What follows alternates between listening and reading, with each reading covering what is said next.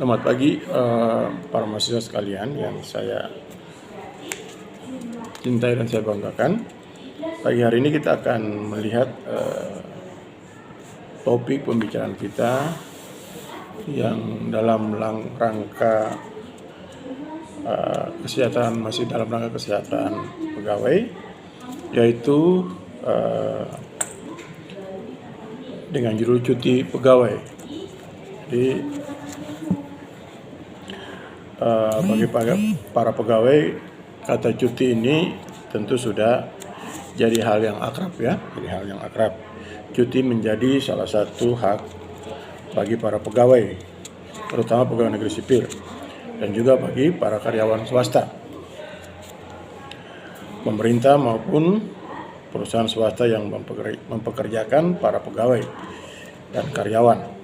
Ya, cuti adalah keadaan tidak masuk kerja yang diizinkan dalam rangka waktu tertentu. Ya, kata cuti sendiri berasal dari bahasa yang tidak asing lagi, namun Anda tahu dari mana asal bahasa cuti itu? Cuti ternyata berasal dari bahasa Hindi. Cuti, ya bahasa Hindi ya. Yang dalam bahasa kita berarti ketidakhadiran secara sementara atau tertentu karena alasan tertentu yang mendapatkan keterangan dari pihak-pihak yang terkait. Jadi pihak-pihak terkait misalnya atasan kita atau HRD atau personalia dan sebagainya. Cuti bertujuan untuk menjamin kesegaran jasmani. Jadi cuti supaya kita jasmani maupun rohani kita menjadi segar. Ya, yang bersangkutan, bagi orang yang bersangkutan. Di beberapa negara seperti Australia dan Selandia Baru, cuti merupakan kepentingan karyawan yang dikenal sebagai cuti dinas yang panjang. Ya, gitu. Umumnya setiap perusahaan memberikan hak cuti pada karyawannya yang biasa mengambil atau diambil sebanyak 12 kali dalam setahun. Ya. Kita lihat manfaat cuti ya. Manfaat cuti itu apa? Manfaat cuti yang pertama adalah menghilangkan kejenuhan.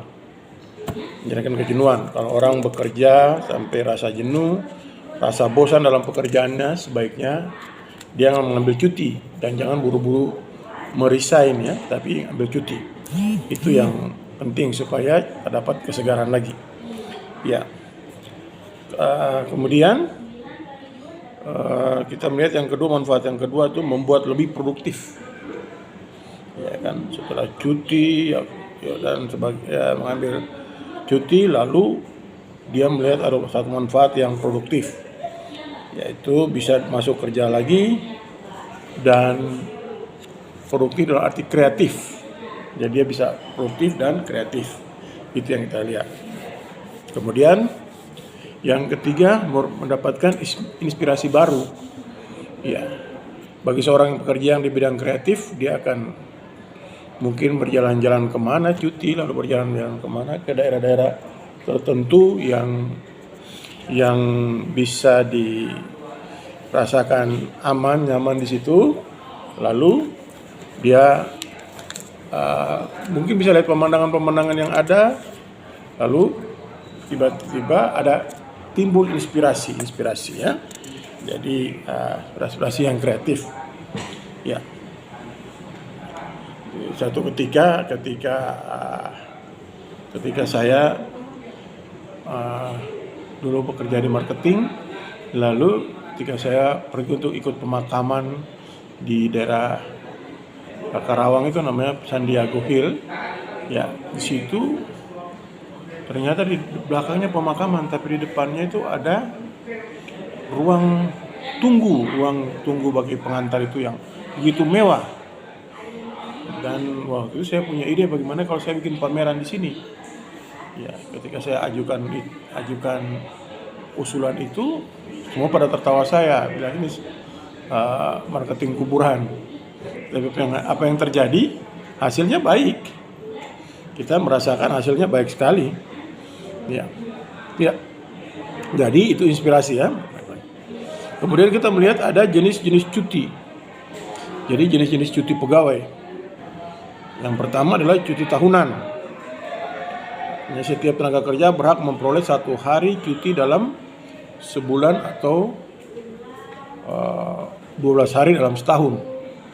Tapi biasanya diambil sehari atau 2 hari, jarang untuk mengambil setahun ya. 12 hari dalam setahun itu sekaligus. Tetapi dipilah-pilah, ada dua hari atau 1 hari. Pokoknya totalnya itu dalam setahun itu 12 hari. Hak cuti itu yang dia berhak untuk mengambilnya. Ya. Dan cuti karyawan ini diatur dalam Undang-Undang pasal 79 dan 84, Undang-Undang Karyawan nomor 13 tahun 2003. Ya. Itu tertuang dalam undang-undang. Jadi cuti itu sudah menjadi keputusan undang-undang. Lalu kita melihat ada yang namanya cuti besar. Jadi tadi pertama cuti tahunan, kedua cuti besar. Cuti besar disebut juga cuti istirahat panjang. Istirahat panjang ini diperuntukkan bagi yang loyal kepada perusahaan, yaitu sudah bekerja bertahun-tahun ya di perusahaan yang sama, namun tidak pernah perusahaan memberikan hak cuti kepadanya. Jadi sudah bekerja bertahun-tahunnya, mungkin 5-10 tahun. Jadi, itu dia boleh berhak mengambil cuti panjang. Ya, itu di atas 6 tahun baru boleh ambil cuti panjangnya. Ya, kemudian apabila dia tidak mengajukan cuti panjang itu, maka harus dikompensasikan dengan hak seperti uang atau sekadar buat dia berlibur, ya. Jadi natura mungkin dengan itu. Ya, natura untuk dia dapat dipergunakan dengan produk, ya dia bisa dibayar dengan produk dan sebagainya. Lalu yang ketiga, cuti sakit. Cuti sakit itu apabila orang ada apabila mendapat kesakitan atau sakit, ya yaitu menurut keterangan dokter. Ya, jadi cuti sakit menurut keterangan dokter. Sakit yang ini ya. Dulu seorang karyawan dia bawa motor dalam rangka tugas, lalu dia tabrakan. Lalu setelah satu tulangnya harus dioperasi, operasi besar. Jadi itu cuti panjang, cuti sakit namanya. Lalu menurut keterangan dokter dia dicuti sampai waktu dia sembuh, sampai waktu yang tidak ditentukan. Ya. Dan apabila dia cuti sakit ini, dia tetap memperoleh hak-haknya seperti gajinya dan sebagainya. Ya, itu yang kita lihat. Terus lamanya cuti sakit disesuaikan dengan waktu istirahat yang disarankan oleh dokter dalam surat keterangan dokternya tersebut. Ya. Di dalam pasal 81 ayat 1 tertulis bahwa karyawan perempuan yang dalam masa merasakan sakit saat menstruasi juga termasuk cuti sakit. Ya, itu jadi seorang yang sakit biasa, kalau pria mungkin sakit biasa, tapi kalau perempuan dalam dia merasakan sakit pada saat menstruasi, itu juga dia harus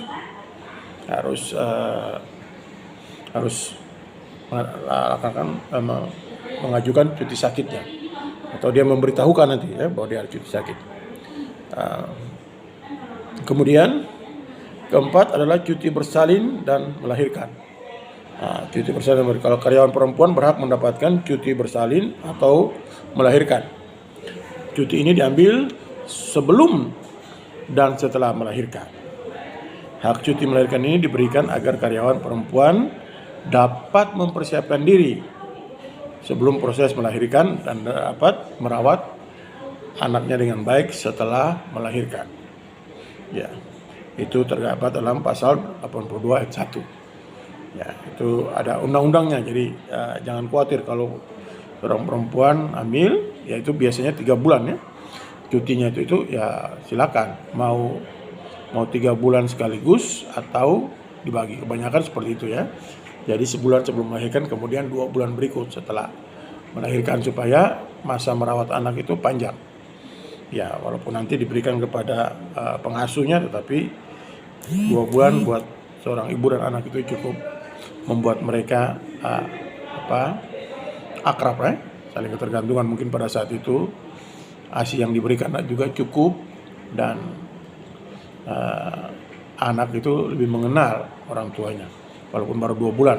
Tapi itu adalah misteri biologis yang kita nggak tahu, karena setelah itu anak itu akan senang dengan orang tuanya, atau lebih mengenal baik dengan orang tuanya, terutama ibunya. Ya. Kemudian 5, cuti karena alasan penting. Ya, itu apabila Anda tidak bekerja karena suatu alasan penting, Anda berhak mengajukan cuti. Ya, alasan atau keperluan penting yang dimaksud adalah sebagai berikut. Mungkin pada saat menikah, ya, itu alasan penting juga. Ya, pada saat menikah itu biasanya 3 hari. Ya, itu 3 hari dikasih waktu untuk cuti. Kemudian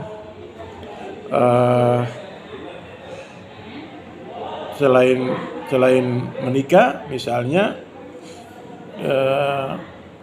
khitanan, yaitu anaknya khitanan atau disunat, nah itu juga boleh. Kemudian atau anaknya dibaptis, ya, anaknya dibaptis itu juga agak cuti 3 hari, ya. Itu hal-hal yang penting. Atau salah satu dari anggota keluarga kita, keluarga yang asli, ya, misalnya anak kita atau istri kita atau mertua kita meninggal, itu juga dapat hak cuti 3 hari. Itu, ya, itu semua diatur dalam undang-undang. Ya, lalu kemudian hak cuti bagi PNS yang sedang tugas belajar. Ya, jadi ketika dia tugas belajar, dia bisa juga mengambil cuti kalau hal-hal yang penting juga. Jadi dia kan kalau belajar itu kan dianggap masuk setiap hari. Tapi kalau pada saat dia seorang perempuan itu mau bersalin dalam masa cutinya, terus dia punya keluarga, terus dalam rasa pendidikannya dia mau dia hamil dan dia punya anak dalam masa pendidikannya itu, maka dia harus mengajukan cuti juga. Itu cuti, ya. Jadi walaupun dia tidak ada di kantor, dia ada di tempat pendidikan, tapi karena untuk melahirkan dia harus cuti. Nah, itu juga cuti juga, ya. Cuti PNS yang sedang tugas belajar itu harus cuti juga. Seperti itu, maka kita lihat bahwa cuti besar atau persalinan anaknya yang pertama cuma sampai ke-3, jadi jangan tidak lebih dari itu, ya. Nah, itu maka akan cuti. Kalau lebih dari itu, maka harus mengajukan permohonan yang resmi kepada yang terkait, misalnya atasan dia atau menteri pendidikan dan sebagainya, karena dia dalam status pendidikan atau kepala dinas. Nah, itu kita melihat, ya. Kemudian kita melihat pengajuan permohonan hak cuti. Bagaimana cara permohonan hak cuti? Ya, permohonan cuti dijalankan di dalam negeri dan sudah mendapat persetujuan dari pejabat yang berwenang. Ya, pengajuan cuti itu cuti cuma dijalankan dalam negeri, apalagi pegawai negeri, ya, itu dijalankan dalam negeri dan harus mendapat izin yang berwenang, ya. Surat izin cuti paling lama 7 hari kerja sebelum tanggal pelaksanaannya. Jadi kita sebelum mengadakan permohonan cuti itu ajukan dulu 1 minggu sebelumnya. Nah, nanti sana dibahas, dilihat penting nggak orang ini ambil cuti. Ya, kalau ada banyak pekerjaan maka bisa dibatalkan cutinya itu. Tapi kalau tidak, lanjut cutinya itu, ya. Itu yang kita lihat, ya. Jadi kalau perusahaan lagi kepentingan dia, ya silakan. Ya, lalu kemudian upah dan gaji pada masa cuti itu ada di Undang-Undang Nomor 93, Undang-Undang Karyawan, ya, Nomor 93, Ketenaga Kerjaan, Undang-Undang Ketenaga Kerjaan. Jadi undang-undang ketenaga kerjaan ya, bukan undang karyawan, maaf, tapi undang-undang ketenaga kerjaan. Ya. Lalu Undang-Undang Nomor 13 Tahun 2003 juga dalam pasal ini disebutkan bahwa upah tidak dibayar apabila karyawan tidak melakukan pekerjaan. Ya, itu salah satu juga. Kalau dia tidak memberitahukan bahwa dia cuti, kalau tidak ada dia lari dari pekerjaannya atau tidak masuk, bolos tanpa keterangan, maka itu juga akan dikenakan bahwa dia tidak dibayar ya. Itu yang kita melihat. Jadi itu adalah hal-hal yang harus diperhatikan. Jadi apabila karyawan mengambil cuti sakit, perusahaan tetap harus membayar karyawannya untuk 4 bulan pertama kalau cuti sakit ya. Jadi sakit berkepanjangan, karyawan tetap dibayar untuk 4 bulan pertama. Ya, karyawan itu dibayar 100% semuanya, semua haknya. Apabila masih sakit, upah akan dibayarkan sebesar 75%. Jadi sesudah 4 bulan itu, kalau masih sakit maka akan dibayar 75% dari gajinya. Untuk 4 bulan kedua itu dibayar cuma 75%. Jika karyawan tak kunjung sembuh setelah 8 bulan, maka karyawan tersebut berhak memperoleh upah sebesar 50%. 8 bulan ya. Ya. Undang-undangnya katakan seperti itu. Untuk bulan selanjutnya dibayar 25%. Jadi bulan ke-9 dibayar cuma 25%. Sebelum PHK oleh pengusaha. Jadi itu ya. Apabila sedang mengambil cuti, Anda berhak atas upah penuh. Ya, jadi kalau cuti berhak atas upah penuh. Tapi kalau sakit, maka aturan tadi seperti tadi. 4 bulan pertama dibayar penuh, 4 bulan kedua dibayar 75%, bulan berikutnya, bulan ke-9 dibayar 50%. Lalu sesudah itu akan dipertimbangkan perusahaan apa mau lanjut apa pemutusan hubungan kerja. Itu yang kita melihat. Jadi ada aturannya, cuti, sakit, semua itu ada aturannya dan tertuang dalam undang-undang. Oke. Ini materi yang ini coba nanti kita bentuk 4 kelompok, lalu masing-masing kelompok membahas tentang lebih dalam lagi ya, Jadi menggali materi-materi itu lebih dalam lagi, baik di media maupun di jurnal-jurnal. Lalu minggu depan kita presentasikan. Jadi untuk kelompok pertama membahas tentang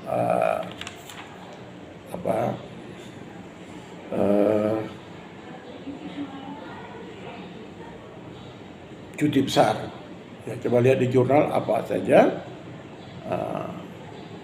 yang ada di jurnal, lalu memperkaya materi ini, kemudian kita akan bahas.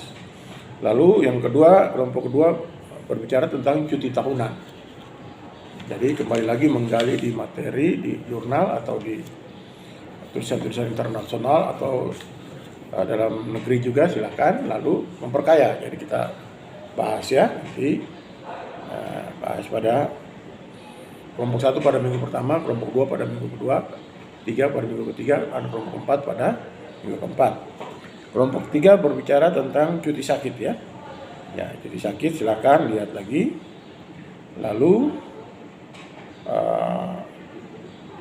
jadi kelompok 3 ini berbicara cuti sakit dan cuti melahirkan. Ya, jadi dua materi itu yang dibahas. Nah, ini lebih panjang tapi nilai akan Bapak berikan lebih baik juga. Bahas tentang nanti tergantung dinamikanya. Kalau bisa diterima dengan nalar, nanti kita akan bahas lebih lanjut. Kemudian yang kelompok 4 berbicara tentang cuti karena alasan penting. Tadi kan baru disebutkan alasan penting karena menikah atau anak disunat atau dibaptis, ya itu baru begitu ya. Tetapi perdalam lagi supaya nanti kita sama-sama melihat apakah manfaat cuti karena alasan penting lainnya masuk atau tidak. Oke, bentuk 4 kelompok, kalau nanti kita akan bahas minggu depan supaya lebih perdalam lagi. Ya, nanti dibagi kelompok sendiri ya. Jadi ada berapa orang dibagi kelompok aja. Nanti ketua kelasnya tolong bagi jadi supaya ya diketik rapi, lalu nanti satu materi buat Bapak pegang, lalu satu materi buat Anda presentasi ke depan dengan PowerPoint ya. PowerPoint supaya hal-hal yang penting aja kita lihat. Oke, ada pertanyaan? Ya, kalau ada pertanyaan nanti bisa langsung di Instagram Bapak atau di WA Bapak, silakan. Ya.